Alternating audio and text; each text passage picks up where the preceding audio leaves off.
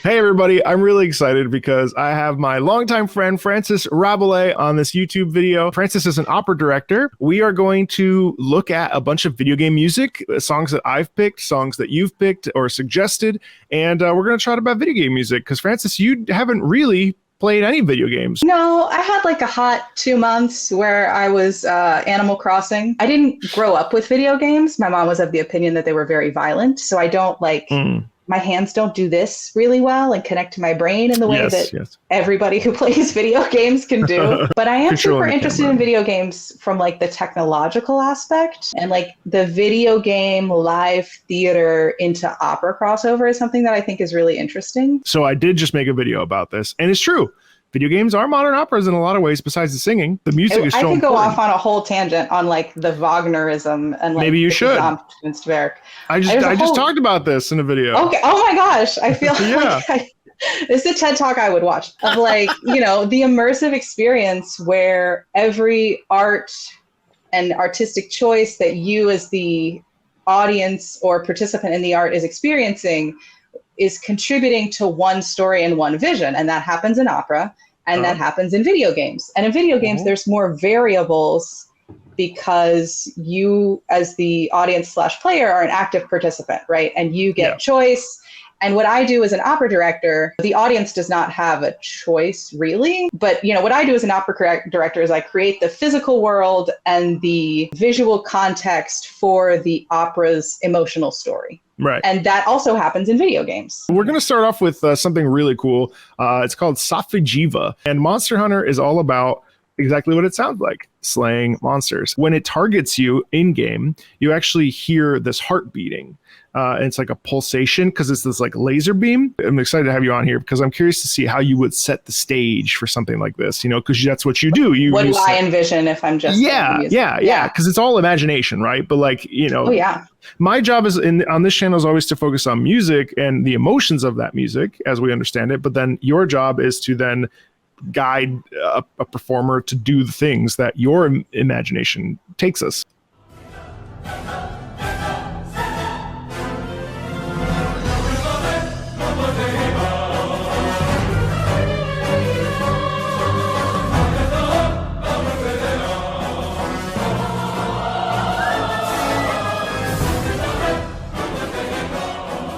It's like this like tintinabuli sort of thing, yeah.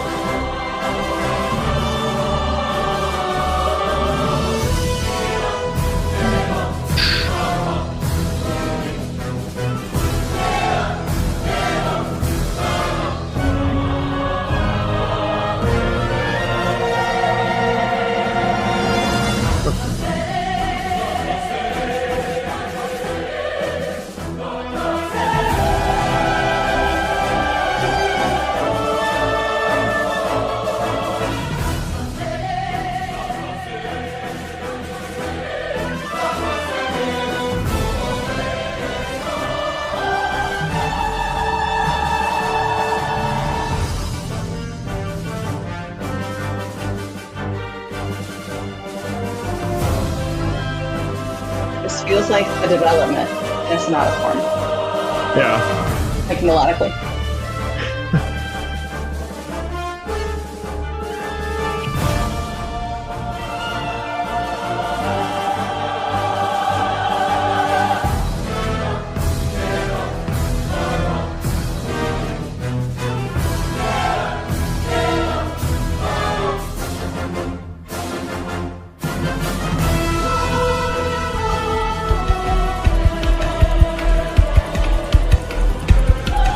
Oh, yeah.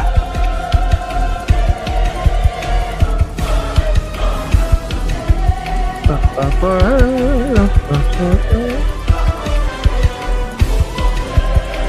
sick beat. Yeah.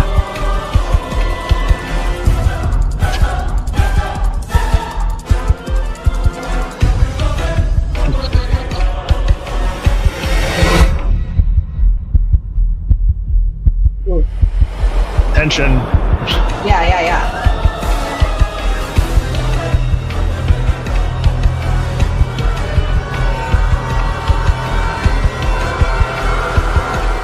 Like, it's really tense.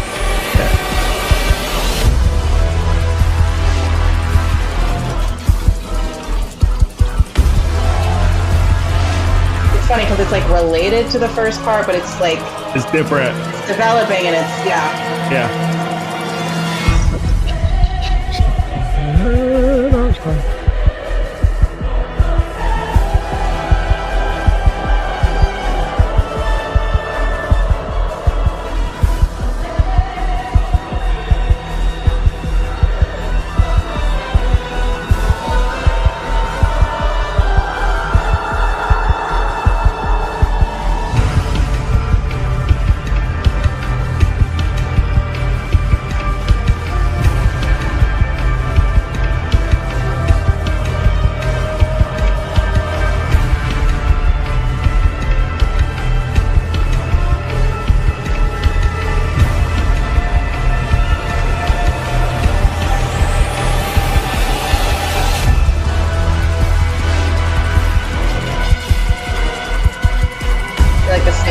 Again with the big womps. Stretches out.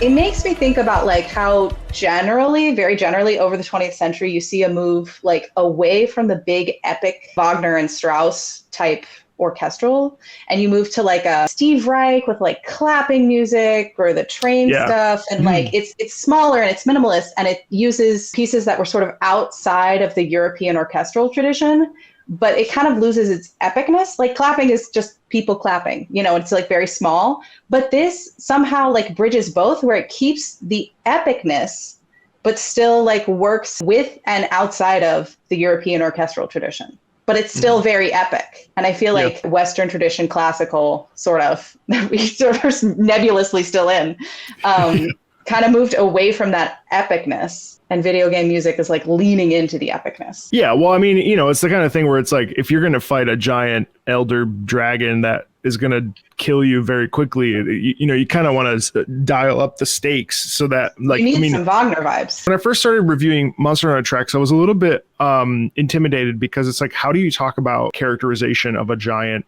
like creature? But like each of these monsters have their individual demeanors and personalities, and the way that they do things is all sort of intentional for them. They have their own ecosystems, their own biosystems. So it's like, as a director, it's like, how does one paint a scene with this? Like, where does your brain go? Like, I was thinking about time. The first thing you have to learn if you're going to direct opera is that the time it takes to do something is kind of set out for you. Someone's going to sing something, and then they have to get across the stage to, pick up a cape, and they have 2 bars to do it. And there's a set amount of time, and it's a little bit flexible depending on how the conductor, how within the general accepted tempo. Yeah. But like in video games, the time has to be flexible, because it might take you longer or short, like, I don't know how many potions you're going to drink so you can get your health back up so you can go back and attack this dragon. And I was thinking about, how does a composer compose something that still has that emotional drive, but you don't know how long you need to have to make that emotional drive happen, is fascinating. And it's like its own science. You also have like the pre-programmed move. Like our sword person will have like the this arc move and the this arc move. And I also do stage combat, so I think about swords all the time. Is the music going to match, like when somebody with a sword does their big like overhead strike, does the music like line up with that? It can. Wow. Because like at that point, if you enacting, whatever move makes that music happen, then the player is also composer. In essence, yeah. Right? In essence, yeah. You are creating the aural experience. Here, I'll show you this. Wild. I won't show her all of Daredevil. Disappear. Come on, Cuckoo Count. Away with you. So the shield goes down, and that's when the music kicks in. Oh.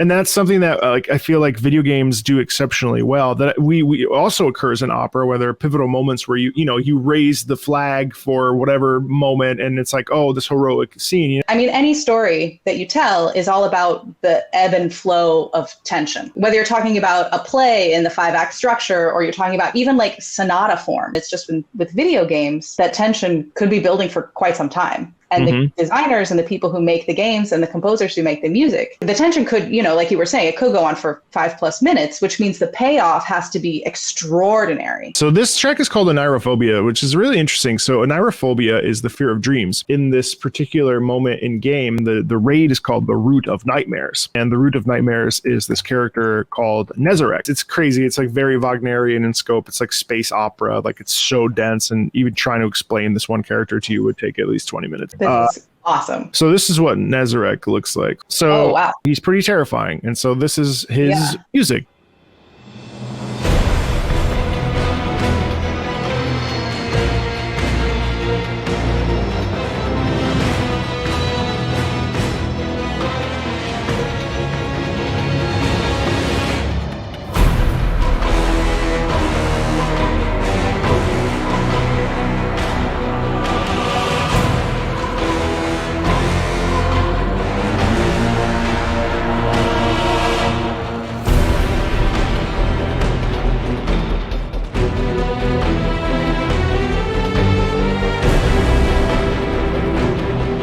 Good melodic writing. I think like back to that's a motive. That's a motive good. Of another character though. So they intertwine.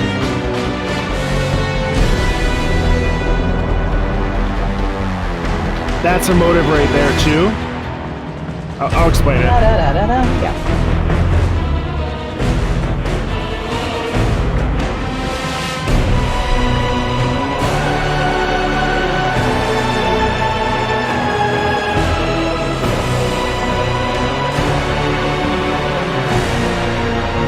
Playing with the modes there.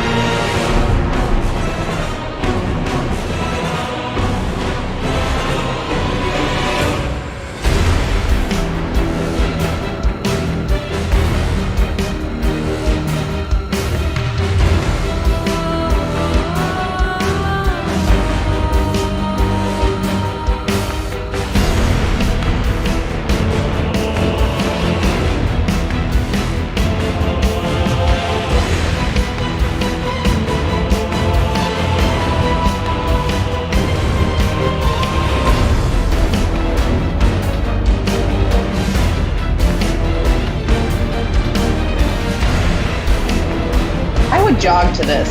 This is probably great jogging music. Yeah.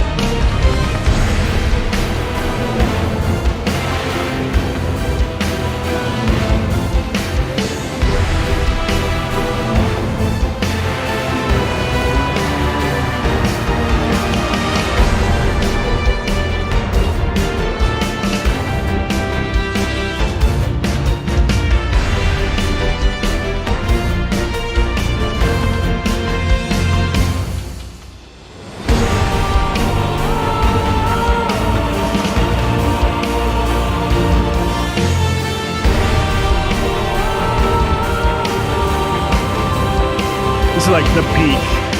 Yeah. But like we're getting like we've had the sort of the yoga sound lady, and then she's getting mixed over all this other stuff. Yeah. Which is like a classic building, coming towards a tension point tactic. Yeah.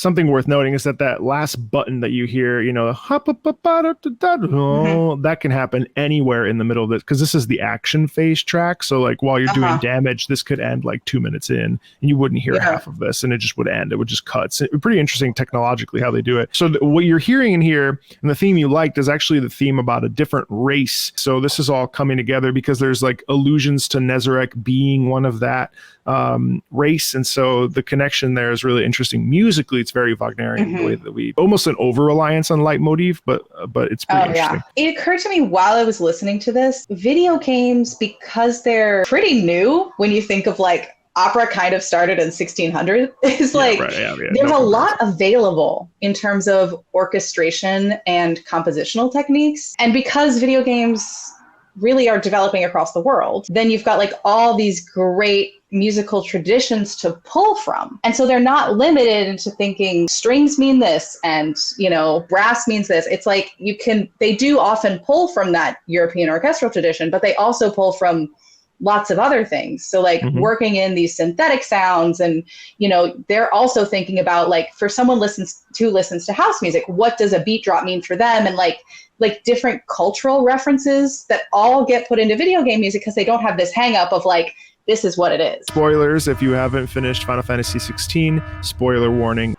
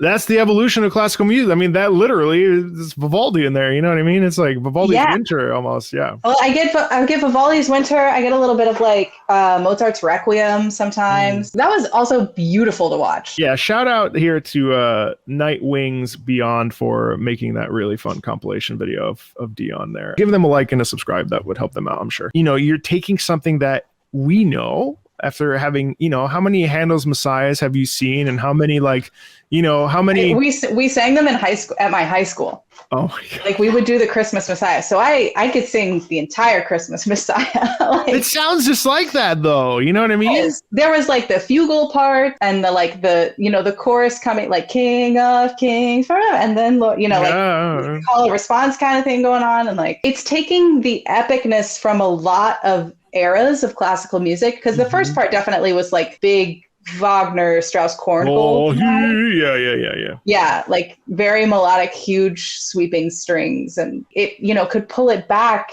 and play with that, like the Vivaldi part, which was doing that on a much smaller scale. Interesting how video games could do that. Opera could do that. Opera composers could also do that, and I think the best contemporary operas do. Like they don't limit themselves to one particular style. You can pull from the best of any era. I don't know what kind of music you're into, but you're about to be into this.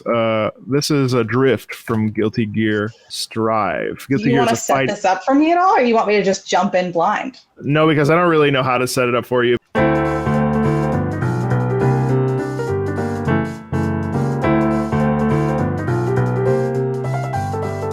It took me 10 years to find the answer to something I forgot about it in 2 seconds. That's about it.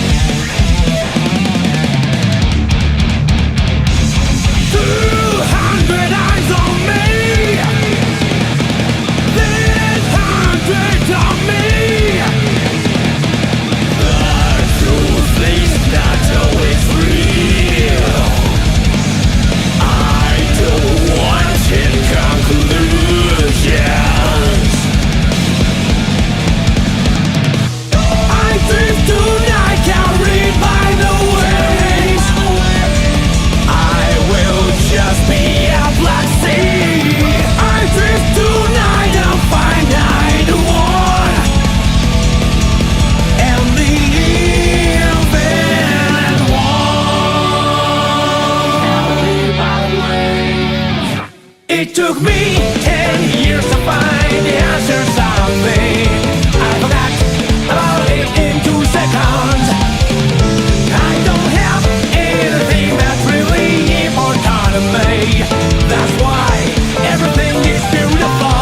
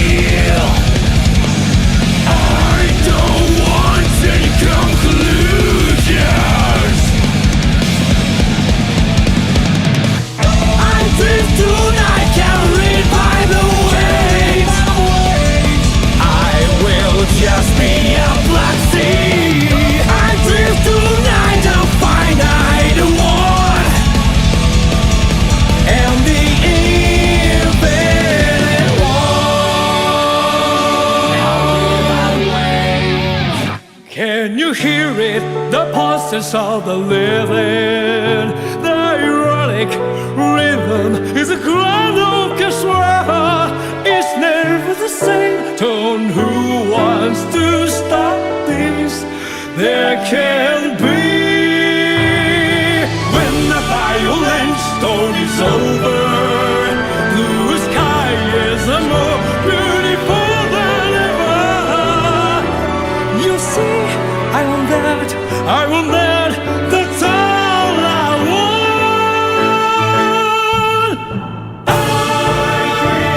I drift to find the waves. I'll just be a black sea.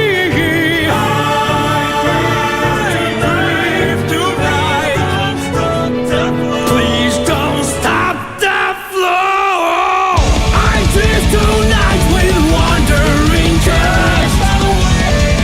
I will be of this universe. I drift tonight a finite world. The finite one and the infinite one.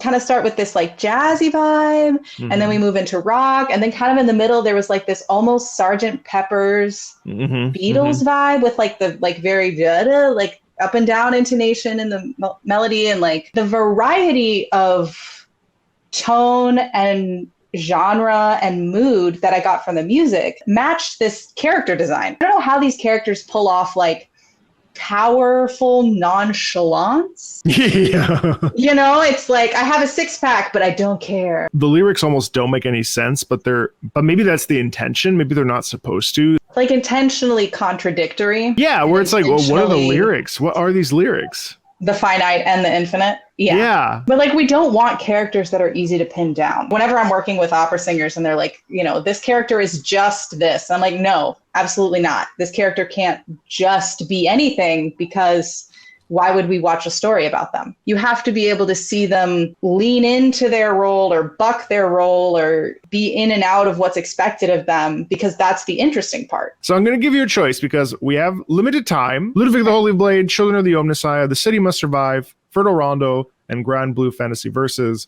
Lohengrin. I definitely want to do the Lohengrin one. That has a real tie into opera, and I'm a big nerd. And I want to hear if the Rondo one really is a Rondo. Is a Rondo, yes. I've never heard it, so I want to hear that too. Children of the... Omnissiah. Omnissiah. I heard Old Messiah.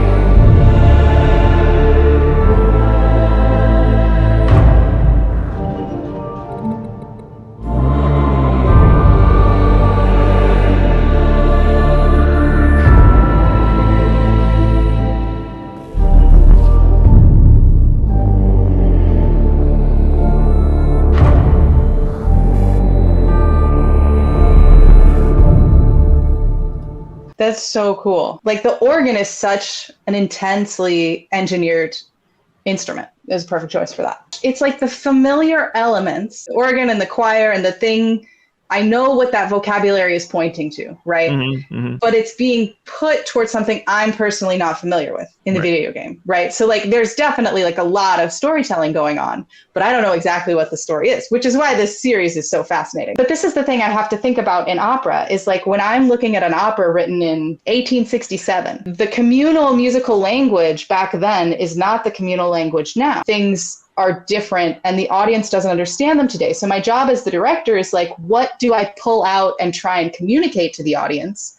And what do I let go? When I think about like Werther, the novel was written way before the opera was. And so now people mostly don't have the association with the character Werther that people would have had when the opera came out. Right, because of the time And period. so like part of my job in working in an art form with pieces that were a long, long time ago is figuring out what the source material would have turned on for the audience and what the opera version would have turned on for the audience and what does it turn on for us now. And I think video games also have that own language. And also like certain instruments are used at very specific times. Like organs are typically used when we're talking about deities or, you know, talking about becoming a deity. Yeah, exactly. But then when they do it in the opposite, that's when it becomes really interesting because, well, okay, let's just listen to this track. You keep segueing me.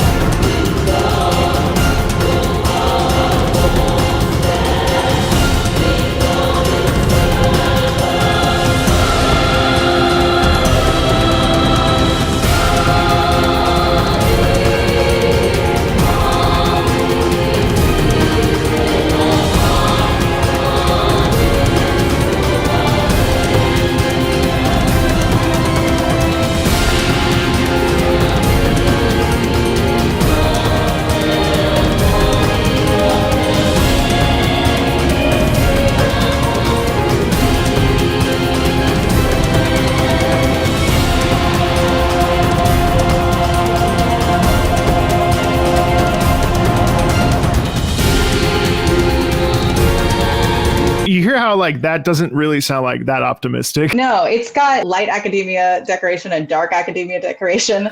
It's like that's the difference, right? I'm prepping Tosca. I'm directing a Tosca this fall. So I'm prepping Tosca and I was like, oh, I'm in Tosca Act 2. Like immediately. Like there was one of the lines, I was like, that is the Tosca cantata. You've got the one vibe going on in the vocal part. And then in Tosca Act 2, there's a performance of a cantata going on outside, off stage. And then inside, there's like basically like the police is doing a very physical interrogation of a political prisoner, to put it mildly. Tosca's, there's a lot going on in Tosca. But like you've got the outside vibe and then the inside vibe. And I think the organ sort of gets into this contrasting feeling in this piece a little bit. And then it sort of like weaves in and out of its own mood, which is very interesting. The synthesized elements coming in, and then you're like in a whole different mood and feeling. Instrument choice impacts how a character responds to things, dictates feeling and mood, and so, like how you would move your body. I often think about that, you know, like from a director's perspective, like if you were to like stage this, like, oh my God, like how do you even do it? You know what I mean? My question as the director, if I'm, you know, working with a choreographer on this, is how do I visually represent when the synthesized part comes in? What changes in the lighting, or does everybody rip off their costume and suddenly we're all robots? Like, I don't know. We have to physicalize the change in music on stage, or else the change in music doesn't make any sense. But it's interesting you say that, though, because we were just talking about that with that Ace Combat scene that I showed you, that like that's literally what happens in video games. And again, we circle all the way back to this idea that video games are modern operas. It's a really fascinating thing. One of the things that makes live performance is that it's ephemeral. It'll happen once, but you also kind of have an aspect of that in video games, because depending on the choice of the player, it will change either the story of how we get to a certain plot point based on your choices. And different games have like different levels of variability, right? But like there is an ephemeral aspect to the experience of playing a video game. It's like an opera, you know, like you'll go see Traviata and two different tenors will perform the lead role, and it's going to be different even though it's the same music. Well, Francis, before we finish up, tell everybody who you are, what you're doing. On TikTok, I'm Evil Opera Genius, and there's opera content. I'm getting into vintage sewing machines. So if you like to see large globs of dust come out of vintage sewing machines, you can check that out. I'm going to be directing Tosca for Madison Opera in early November. So if you're around there, please come check it out. I think Tosca is a great starter opera. Sure is. It's got romance, it's got violence, it's got incredible music, and we have an incredible cast. So come check it out. This is, I don't even know, Granblue Fantasy Versus, I think, is another fighting game. But it is interesting. Lohengrin, obviously, it's a romantic opera in 3 acts, composed and written by Richard Wagner, first performed in 1850. The story of the eponymous. The title character. Ah, okay. That's a good SAT word. He's a warrior who comes in from somewhere else. Like we start in this village and he comes in from somewhere else on a swan, right? That's right.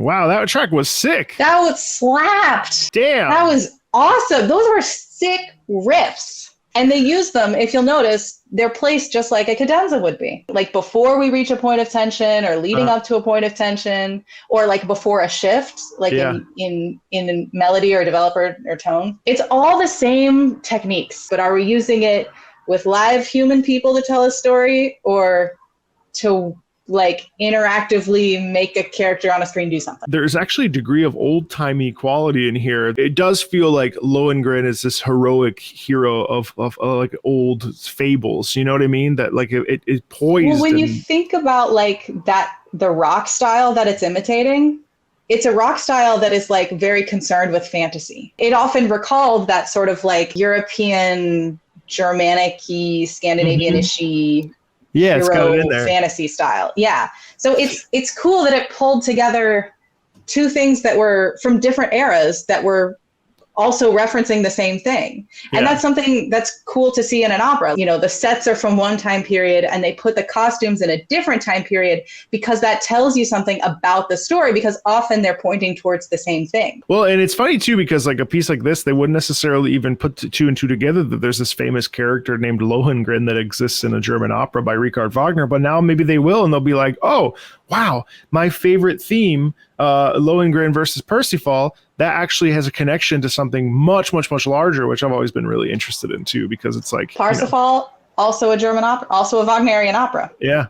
See all the connections to opera right in front of you. You didn't even know. Anyway, Francis, thanks so much for coming on and hanging out and talking with me about video game music and offering a little bit of those little nuggets of your directorial, influence and understanding. And it's great to get your perspective, and I hope everybody enjoyed it. As always, feel free to like and subscribe. And Francis and I will see you later. Bye.